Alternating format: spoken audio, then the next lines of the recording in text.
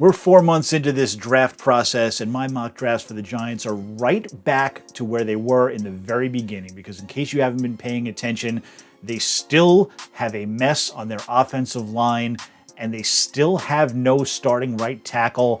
And unless they're planning on going with 4 offensive linemen, which really, how much worse could that be than it's been the last few years, they're going to have to get that starting right tackle in this draft, probably early, and almost certainly with the 5th overall pick. And to me, the only question is which one they're going to choose. And there is increasing chatter that their guy is going to be Mississippi State tackle Charles Cross, which is a bit of a surprise. He's a bit of a late riser in this draft because for months, most people have believed that Evan Neal of Alabama and Ike Ekwonu of NC State were the top 2 tackles in the draft. But lately, I've heard from scouts who say that Cross is right up there with the other 2. And we do know that the Giants have been all over him in the pre-draft process. They've met with him, they've worked him out, been at his pro day, talked to him at the combine. They really do seem interested in him genuinely. And from what I've heard, they might even like him a little better than they like Neal. Ekwonu might be a bit of a wild card here because there are more scouts than with the others who believe that Ekwonu is the number 1 tackle in this draft. We'll see if the Giants think that as well.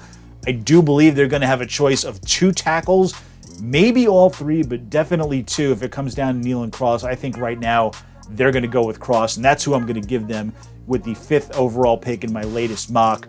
The good news for them is at 7, there's no real threat to anyone taking the guy they want before he gets there, because at 6, I think the Carolina Panthers will take a quarterback or a tackle, and at 7, the Giants, I believe, are going to target a cornerback. Cincinnati's Ahmad Sauce Gardner.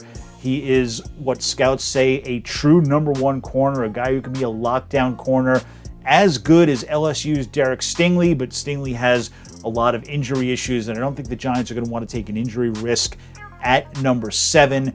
And cornerback is going to be a very big position of need for them because the James Bradbury situation is going to be resolved at some point, either by trading him during or after the draft or cutting him sometime after the draft, because his salary cap number is just still too high for them to justify or really to be able to afford keeping him on their books heading into the season. So they're going to need to fill that hole at number 1 cornerback.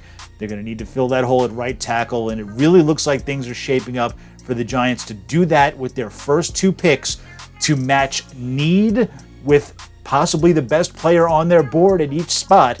It's going to leave a lot of people coming away from this draft very happy with what the Giants are able to do.